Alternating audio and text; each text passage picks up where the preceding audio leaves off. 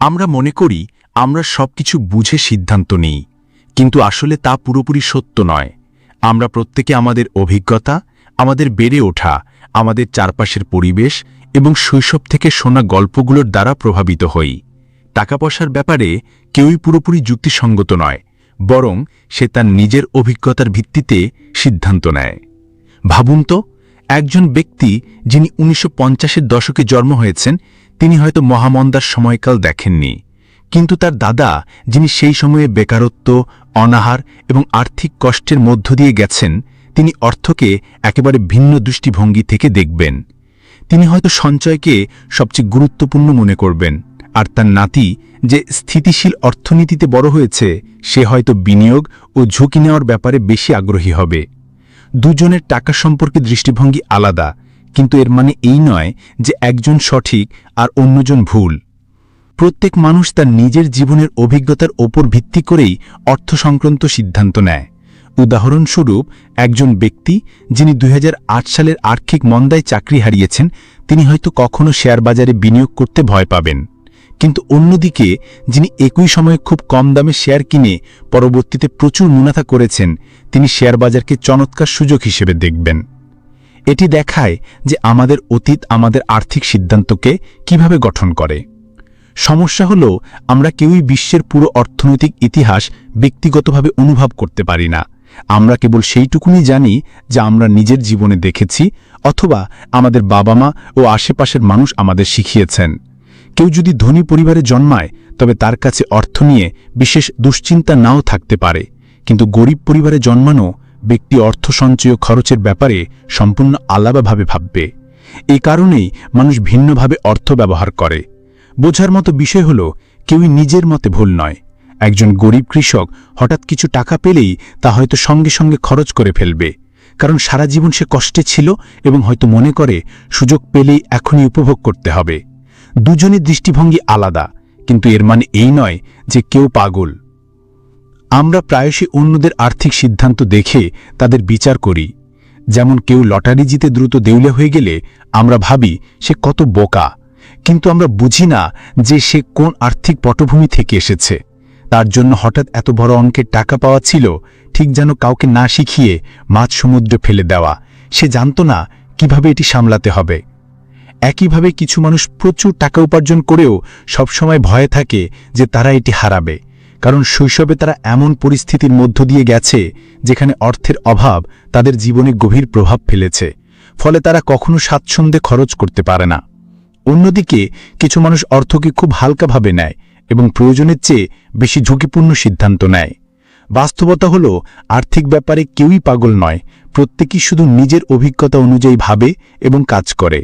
যতক্ষণ না আমরা বুঝি যে মানুষ তার অতীত দ্বারা প্রভাবিত হয়, ততক্ষণ আমরা ভাবতে থাকব যে তারা না ভেবেই সিদ্ধান্ত নিচ্ছে।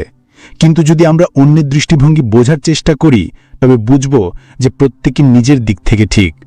অর্থের জগতে কেউই পুরোপুরি যুক্তিসঙ্গত নয়। আমরা সবাই ব্যক্তিগত গল্প, অভিজ্ঞতা এবং আবেগ দ্বারা প্রভাবিত। এটি বোঝা যে প্রত্যেকের দৃষ্টিভঙ্গি তার জীবনের অভিজ্ঞতার উপর ভিত্তি করে আমাদের অন্যকে বিচার করা থেকে বিরত রাখতে পারে এবং আমাদের অর্থকে দেখার একটি নতুন দৃষ্টিভঙ্গি দিতে পারে। নিয়ম 2, ভাগ্য এবং ঝুঁকি। আমরা প্রায়শই সফলতাকে কঠোর পরিশ্রম এবং বুদ্ধিমত্তার ফল হিসেবে দেখি, কিন্তু কি সত্যি শুধু কঠোর পরিশ্রম আর বুদ্ধিমত্তায় কাউকে ধনী করতে পারে, নাকি তাতে ভাগ্য ও ঝুঁকিরও বড় ভূমিকা আছে? ভাবুন তো, যদি বিল গেটস আমেরিকার কোনো ছোট্ট শহরে জন্মাতেন যেখানে স্কুলে কম্পিউটারই ছিল না, তাহলে কি তিনি আজকের বিল গেটস হতেন? তিনি কি মাইক্রোসফট প্রতিষ্ঠা করতে পারতেন? বলা কঠিন। তার সাফল্যে তার পরিশ্রম ও মেধার অবদান আছে বটে, কিন্তু তিনি ভাগ্যবানও ছিলেন যে তার স্কুল ছিল আমেরিকার কয়েকটি স্কুলের মধ্যে যেখানে সবচেয়ে আগে কম্পিউটার এসেছিল। তিনি সেই সুযোগ কাজে লাগিয়েছিলেন, কিন্তু যদি সেই সুযোগই না মিলত, তাহলে হয়তো গল্পটা অন্যরকম হতো। আরেকটি উদাহরণ ধরুন, কেউ লটারি জিতে কোটি টাকা পেতে পারে, কিন্তু যদি সে তা বেপরোয়াভাবে খরচ করে ফেলে এবং কয়েক বছরের মধ্যে আবার গরিব হয়ে যায়, তাহলে এটা কি শুধু তার বোকামি, নাকি এটি রিস্কের এমন একটি খেলা যেখানে শুরু থেকেই সম্ভাবনা তার বিপক্ষে ছিল? আমরা প্রায়শই সফলতার কৃতিত্ব পুরোপুরি নিজের পরিশ্রমকে দিই এবং ব্যর্থতার জন্য অন্যকে বা পরিস্থিতিকে দোষারোপ করি। কিন্তু সত্য হল, আমাদের জীবনে যা কিছু ঘটে তা পুরোপুরি আমাদের নিয়ন্ত্রণে নয়। আমরা আমাদের সিদ্ধান্ত নিয়ন্ত্রণ করতে পারি, কিন্তু তার ফলাফল নিয়ন্ত্রণ করতে পারি না। আমরা ধরেই নিই কেউ সফল হলে সে নিশ্চয়ই সবকিছু সঠিকভাবে করেছে, কিন্তু বাস্তবে অনেক পরিশ্রমী এবং বুদ্ধিমান মানুষও সফল হয় না শুধু এই কারণে যে তারা সঠিক সুযোগ পায়নি। আবার অনেকে কম যোগ্যতা থাকা সত্ত্বেও শুধু সঠিক সময়ে সঠিক জায়গায় থাকার কারণেই সফল হয়ে যায়। এর মানে এই নয় যে পরিশ্রম ও বুদ্ধিমত্তার কোনো মূল্য নেই, তবে বুঝতে হবে যে সফলতা এবং ব্যর্থতায় ভাগ্য ও ঝুঁকির বড় ভূমিকা আছে। তাই যদি কেউ শেয়ার বাজারে প্রচুর অর্থ উপার্জন করে, তাহলে কি এটি শুধু তার বুদ্ধিমত্তার ফল, নাকি সম্ভবত সে এমন সময় বিনিয়োগ করছে যখন বাজার দ্রুত বাড়ছে? অন্যদিকে কেউ হয়তো একই সময় বাজারে ঢুকে ক্ষতির সম্মুখীন হচ্ছে। বিষয়টি বোঝা জরুরি। এই নয় যে কিছু বিষয় আমাদের নিয়ন্ত্রণের বাইরে। আমরা সফল ব্যক্তিদের গল্পকে আদর্শ বানাই এবং ভাবি যদি আমরা তাদের মতো করি তাহলে আমরা একই ফল পাব, কিন্তু আমরা ভুলে যাই যে প্রত্যেকটি গল্পে ভাগ্য ও ঝুঁকির খেলা থাকে। এর সবচেয়ে বড় ক্ষতি হয় তখন যখন আমরা ভুল আদর্শ বেছে নিই।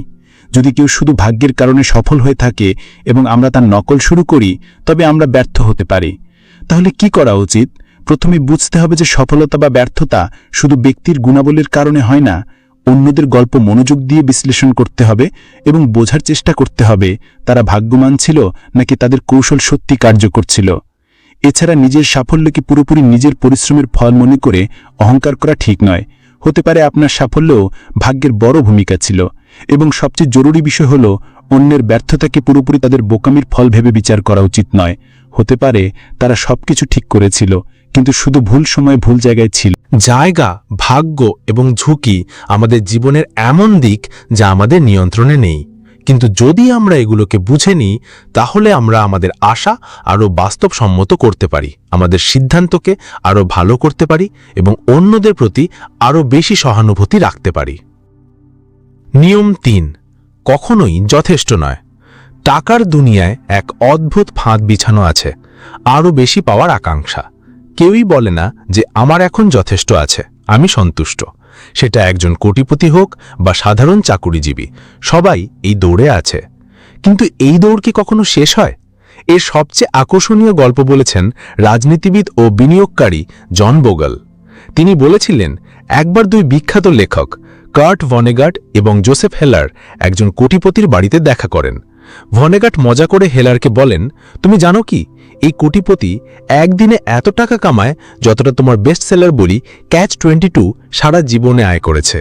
হেলার হাসলেন এবং বললেন, হ্যাঁ, কিন্তু আমার কাছে এমন কিছু আছে যা তার কখনো থাকবে না, যথেষ্ট থাকার অনুভূতি।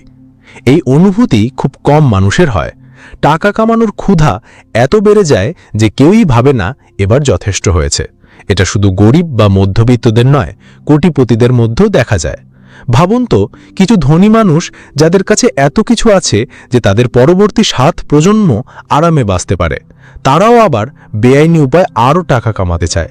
তারা প্রতারণা করে, আইন ভাঙে, ঘুষ নেয় আর অনেক সময় জেলে পর্যন্ত যায়।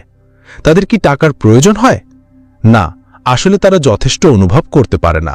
উদাহরণস্বরূপ বার্নি ম্যাডফ, সফল বিনিয়োগকারী যার কাছে ইতিমধ্যেই কোটি কোটি ডলার ছিল, তবুও সে প্রতারণা করেছিল শুধু আরও বেশি পাওয়ার জন্য। ধরা পড়ার পর সে শুধু নিজের সমস্ত সম্পত্তি হারায়নি, জেলেও গেছে। পরিবারের সম্মান মাটিতে মিশে গেছে। এই গল্প আমাদের শেখায়, যদি আমরা যথেষ্ট বুঝতে না পারি তাহলে আমরা আমাদের সুখ, সম্মান এবং আত্মতৃপ্তি পর্যন্ত হারাতে পারি। এটা শুধু ধনী লোকদের ব্যাপার নয়, আমাদের সবার জীবনেই এই দৌড় চলছে। প্রথমবার চাকরি পেলে সামান্য বেতনও অনেক মনে হয়। কয়েক মাস পর সেই বেতন কম মনে হতে থাকে এবং আমরা আরও বেশি চাই। পদোন্নতি, বেতন বৃদ্ধি, এরপরেও মন ভরে না, কারণ আমাদের চারপাশে এমন লোক আছে যারা আমাদের চেয়ে বেশি আয় করছে। সমস্যা আমাদের কম টাকা নয়, বরং আমরা সব সময় তুলনা করি।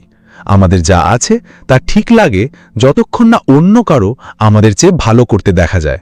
আমরা ভুলে যাই যে এই দৌড়ের কোনো গন্তব্য নেই। যদি আমরা সন্তুষ্ট হতে না শিখি তাহলে যতই উপার্জন করি তা কখনো আমাদের সুখী করতে পারবে না। যথেষ্টর অনুভূতি থাকা খুব জরুরি, কারণ লোভের কোনো সীমা নেই, আর যখন আমরা একে নিয়ন্ত্রণ করতে পারি না এটা আমাদের গ্রাস করে ফেলে। এর মানে এই নয় যে আমাদের পরিশ্রম করা বা আর্থিকভাবে এগিয়ে যাওয়া বন্ধ করা উচিত, বরং এর মানে হলো আমাদের বোঝা উচিত যে টাকা কেবল একটি মাধ্যম, জীবনের চূড়ান্ত লক্ষ্য নয়। আমাদের ঠিক করতে হবে কতটুকু আমাদের জন্য যথেষ্ট, যাতে আমরা একটি সুষম এবং সুখী জীবন যাপন করতে পারি। যারা এটা বুঝতে পারে তারা জীবনে বেশি সন্তুষ্ট থাকে। তারা তাদের সুখে টাকার পাহাড় দিয়ে নয়, বরং সম্পর্ক, অভিজ্ঞতা এবং মানসিক শান্তির সঙ্গে মাপেন। তারা জানে জীবনের সবচেয়ে মূল্যবান জিনিসগুলো কেনা যায় না, যেমন ভালোবাসা, বন্ধুত্ব, স্বাস্থ্য এবং সান্ত্বনা। যদি আমরা তাড়াতাড়ি বুঝতে পারি যথেষ্ট মানে কি, তাহলে আমরা অপ্রয়োজনীয় চাপ থেকে বাঁচতে পারি এবং আমাদের জীবনকে আরও অর্থময় করে তুলতে পারি। টাকা বাড়ানোর সবচেয়ে বড় রহস্য কি? কেউ বলে স্মার্ট ইনভেস্টমেন্ট, কেউ বলে ভালো কৌশল, আবার কেউ ভাবে প্রচুর টাকা রোজগার করাই এর মূল কাঠি। কিন্তু সত্যি কথা হলো, এটা আসলে অনেক সহজ এবং অনেক বেশি শক্তিশালী। এটাই বিশ্বের সবচেয়ে বড় আর্থিক জাদু। যদি কেউ একে ঠিকমতো বুঝে নেয়, তাহলে এটি যে কোনো মানুষকে ধনী করে তুলতে পারে। যদি আপনাকে জিজ্ঞাসা করা হয় কে বিশ্বের সবচেয়ে বড় বিনিয়োগকারী কে, তাহলে হয়তো আপনি বলবেন ওয়ারেন বাফেট। এটি সত্য বটে, কিন্তু আপনি কি জানেন তার সম্পদের বেশিরভাগ বৃদ্ধি ঘটেছে তার 70-এর দশকে? তিনি কোনো অতিমানব নন, বরং একটি সহজ বিষয়কে বুঝে এবং গ্রহণ করে চলেছেন, চক্রবৃদ্ধির জাদু। তিনি শুধু বুদ্ধিমত্তার সঙ্গে বিনিয়োগ করেননি, বরং দীর্ঘ সময় ধরে করেছেন। এটাই তার আসল রহস্য। ভাবুন তো, আপনার কাছে 10,000 টাকা আছে এবং আপনি তা প্রতি বছর 10% সুদে বিনিয়োগ করলেন। প্রথম বছরের শেষে আপনার কাছে হবে 11,000 টাকা। দ্বিতীয় বছরে সুদ যুক্ত হবে আগের মূলধন ও সুদের মোট অর্থে, ফলে আপনার টাকা দ্রুত বাড়তে শুরু করবে। সময়ের সাথে সাথে এই প্রক্রিয়া এত শক্তিশালী হয়ে যায় যে শেষের দিকে টাকা নিজে নিজেই বহুগুণে বেড়ে যায়। চক্রবৃদ্ধির আসল জাদু দেখা যায় যখন এটি দীর্ঘ সময় ধরে ব্যবহার করা হয়। এর সবচেয়ে ভালো উদাহরণ হল ওয়ারেন বাফেটের যাত্রা। তিনি মাত্র 11 বছর বয়সে বিনিয়োগ শুরু করেছিলেন এবং তা অব্যাহত রেখেছিলেন। যদি তিনি 30 বছর বয়সে বিনিয়োগ শুরু করতেন, তবে তিনি আজকের মতো কোটিপতি হতেন না। অর্থাৎ বিনিয়োগে যত দ্রুত শুরু করা যায় ততই ভালো। কিন্তু এখানে একটি সমস্যা আছে। বেশিরভাগ মানুষের ধৈর্য থাকে না। তারা দ্রুত টাকা কামানোর ইচ্ছায় শর্টকাট খোঁজে, ঝুঁকিপূর্ণ চুক্তি করে এবং ব্যর্থ হলে ভাবে বিনিয়োগ তাদের জন্য নয়। তাদের বুঝতে হবে চক্রবৃদ্ধি কোনো জাদুর খেলা নয় যা তৎক্ষণাৎ ফল দেবে। এটি বাঁশ গাছের মতো কাজ করে। শুরুতে ধীর বৃদ্ধি হয়, কিন্তু একবার গতি পেলে থামানো যায় না। এখন ভাবুন তো, কত মানুষ টাকা সঞ্চয় করাকে পরে ফেলে রাখে। মনে করে এখন টাকা কম আছে, পরে বেশি সঞ্চয় করবে। কিন্তু এটাই সবচেয়ে বড় ভুল। যদি কেউ 20 বছর বয়সে প্রতি মাসে 5,000 টাকা বিনিয়োগ করে এবং 12% বার্ষিক রিটার্নে 40 বছর ধরে তা চালিয়ে যায়, তবে তা অবসরের সময় কোটি টাকায় পরিণত হতে পারে। অন্যদিকে যদি কেউ 30 বছর বয়সে শুরু করে, তবে একই ফল পেতে দ্বিগুণ বিনিয়োগ করতে হবে। সবচেয়ে বড় শিক্ষা হলো, বিনিয়োগে সবচেয়ে গুরুত্বপূর্ণ জিনিস হলো সময়, শুধু টাকা নয়। বেশি বিনিয়োগ করা ভালো, কিন্তু দীর্ঘ সময় ধরে বিনিয়োগ চালিয়ে যাওয়া তার থেকেও বেশি জরুরি। এই কারণে ধৈর্যশীল বিনিয়োগকারীরাই জয়ী হয়। চক্রবৃদ্ধির আরেকটি বিস্ময়কর দিক হল, এটি শুধু টাকার ক্ষেত্রেই নয়, জীবনের প্রতিটি দিকেই প্রযোজ্য। জ্ঞানও চক্রবৃদ্ধির মাধ্যমে বাড়ে। যদি আপনি প্রতিদিন মাত্র 1% উন্নতি করেন, তাহলে বছরের শেষে আপনি 37 গুণ উন্নত হতে পারেন। একই নিয়ম আমাদের অভ্যাস, ফিটনেস এবং সম্পর্কের ক্ষেত্রেও প্রযোজ্য। যারা নিয়মিত ছোট ছোট উন্নতি করে, তারা কয়েক বছরের মধ্যে অন্যদের অনেক পেছনে ফেলে দেয়। তাই ধনী হওয়ার আসল রহস্য কোনো গোপন কৌশল নয়, বরং এটা বোঝা যে সময় আর ধৈর্যই আসল চমক তৈরি করে। যারা বিনিয়োগ দ্রুত শুরু করে এবং ধৈর্য ধরে রাখে, তারা ধীরে ধীরে কিন্তু নিশ্চিতভাবে আর্থিক স্বাধীনতার দিকে এগিয়ে যায়। এটাই চক্রবৃদ্ধির জাদু, ধীর গতি হলেও সবচেয়ে শক্তিশালী। নিয়ম 5, ধনী হওয়া বনাম ধনী থাকা। ধন উপার্জন এক ব্যাপার, কিন্তু তা ধরে রাখা একেবারেই আলাদা খেলা। অনেক মানুষ ধনী হয়, কিন্তু অল্প কিছু মানুষই দীর্ঘদিন ধরে সেই ধন ধরে রাখতে পারে। পৃথিবীতে অসংখ্য উদাহরণ আছে যেখানে মানুষ হঠাৎ খুব ধনী হয়েছে, কিন্তু কয়েক বছরের মধ্যে সব হারিয়েছে। কারণ টাকা কামানোর নিয়ম এবং টাকা ধরে রাখার নিয়ম আলাদা। ভাবুন তো, আপনি কঠোর পরিশ্রম করে অনেক টাকা উপার্জন করলেন। এখন প্রশ্ন হলো, এই টাকা কি সবসময় আপনার কাছে থাকবে? ভবিষ্যতে কি আপনি এটাকে বাড়াতে পারবেন? ইতিহাস সাক্ষী, যারা শুধু ধনী হবার দিকে মনোযোগ দিয়েছে কিন্তু ধনী থাকার কৌশল শেখেনি, তারা শেষ পর্যন্ত ব্যর্থ হয়েছে। সবচেয়ে বড় উদাহরণ হলো বার্নি ম্যাডফ। একসময় তিনি ছিলেন বিশ্বের অন্যতম সফল বিনিয়োগকারী, কিন্তু তার লোভ আর ভুল সিদ্ধান্ত তাকে জেলে পৌঁছে দিয়েছে।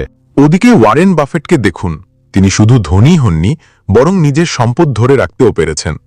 কারণ তিনি ঝুঁকি ব্যবস্থাপনা বুঝেছিলেন এবং দীর্ঘ সময় টিকে থাকার মানসিকতা গড়ে তুলেছিলেন। টাকা উপার্জনের জন্য আত্মবিশ্বাস দরকার, কিন্তু তা ধরে রাখার জন্য বিনয় ও সতর্কতা প্রয়োজন। যখন মানুষ ধনী হয়ে যায় তখন তারা ভাবতে শুরু করে যে তারা সব সময় সঠিক হবে। তারা বেশি ঝুঁকি নিতে শুরু করে, ভাবে যে তাদের প্রতিটি সিদ্ধান্ত নিখুঁত হবে, আর এই অতিরিক্ত আত্মবিশ্বাসী তাদের পতনের শুরু হয়। আমাদের আশেপাশে এমন বহু উদাহরণ আছে যেখানে মানুষ হঠাৎ ধনী হয়েছে, কিন্তু কয়েকটি ভুলের কারণে সবকিছু হারিয়ে ফেলেছে। লটারি বিজয়ীদের গল্পগুলোও এর প্রমাণ। এক রিপোর্ট অনুযায়ী 70% লটারি বিজয়ী কয়েক বছরের মধ্যেই আবার গরিব হয়ে যায়, কারণ তারা টাকা ধরে রাখার মানসিকতা গড়ে তোলে না। ধনী হয়ে থাকার জন্য দুটি সবচেয়ে গুরুত্বপূর্ণ গুণ হল ভয় ও ধৈর্য। এখানে ভয়ের মানে এই নয় যে বিনিয়োগ বা উপার্জন করতে ভয় পেতে হবে, বরং এই বোঝা যে যে কোনো সময় পরিস্থিতি খারাপ হতে পারে। যারা এই ভয়কে বোঝে তারা সবসময় বিকল্প পরিকল্পনা রাখে, বিনিয়োগকে বৈচিত্র্যময় করে এবং অপ্রয়োজনীয় বড় ঝুঁকি নেয় না। দ্বিতীয় গুরুত্বপূর্ণ গুণ হল ধৈর্য। টাকা উপার্জনের জন্য যেমন ধৈর্য লাগে, তা ধরে রাখার জন্য আরও বেশি ধৈর্য প্রয়োজন। অনেকেই অল্প সময় ধনী হতে গিয়ে অতিরিক্ত ঝুঁকি নেয়, আর যখন পরিস্থিতি খারাপ হয় তখন সব হারিয়ে ফেলে। এই কারণেই কিছু মানুষ কয়েক দশক ধরে বাজারে স্থির থাকতে পারে। এটাও বোঝা জরুরি যে টাকা উপার্জন একবারের ঘটনা হতে পারে, কিন্তু তা রক্ষা ও বাড়ানো জীবনভর চলা একটি খেলা। ধনী হয়ে থাকার সেরা উপায় হল নিজেকে বারবার মনে করিয়ে দেওয়া যে সবকিছু সবসময় পরিকল্পনা মাফিক হবে না। আপনাকে ভুল সিদ্ধান্তের জন্য প্রস্তুত থাকতে হবে, আর বিনিয়োগ এমনভাবে সাজাতে হবে যাতে যদি কখনো মন্দা আসে আপনি টিকে থাকতে পারেন। সবচেয়ে গুরুত্বপূর্ণ হল যখনই আপনি টাকা উপার্জন করবেন তখন তা হারানোর ঝুঁকি কমাতে একটি কৌশল রাখবেন। আপনার কাছে সব সময় একটি সুরক্ষার জাল থাকা উচিত। সেটা জরুরি তহবিল, বৈচিত্র্যময় বিনিয়োগ বা ঝুঁকি সীমিত করার চিন্তা যাই হোক না কেন, ধনী হয়ে থাকতে চাইলে নিজের সীমা জানতে হবে এবং মেনে নিতে হবে যে আপনি সবসময় সঠিক নাও হতে পারেন। তাই কৌশলকে ভারসাম্যপূর্ণ রাখা জরুরি। যারা এটা বোঝে তারা শুধু ধনী হয় না, বরং দীর্ঘ সময় সেই ধন বজায় রাখতেও পারে। নিয়ম 6, টেলস ইউ ইন। আমরা প্রায়শই টাকা ও বিনিয়োগের জগৎকে যৌক্তিক, যুক্তিসঙ্গত এবং গাণিতিক মনে করি। আমাদের মনে হয় যদি কোনো কৌশল কাজ করছে তবে তা সবসময় কাজ করবে, আর যদি কোনোটি ব্যর্থ হচ্ছে তবে তা মূল্যহীন। কিন্তু বাস্তবতা এর চেয়ে অনেক আলাদা। টাকা পয়সার দুনিয়াটা অনেকটা লটারির মতো, যেখানে কয়েকটি বড় সিদ্ধান্ত, কিছু অসাধারণ চুক্তি বা কিছু বিরল সুযোগ পুরো খেলার মোড় ঘুরিয়ে দিতে পারে। এটি বোঝার জন্য আমাদের টেলস ইউ ইনের রহস্য বুঝতে হবে। ভাবুন তো, আপনি একটি কয়েন ছুঁড়ছেন। এতে হেড আসার সম্ভাবনা 50%, আর টেইল আসার সম্ভাবনাও 50%। কিন্তু এখানে একটি মোচড় আছে। যদি হেড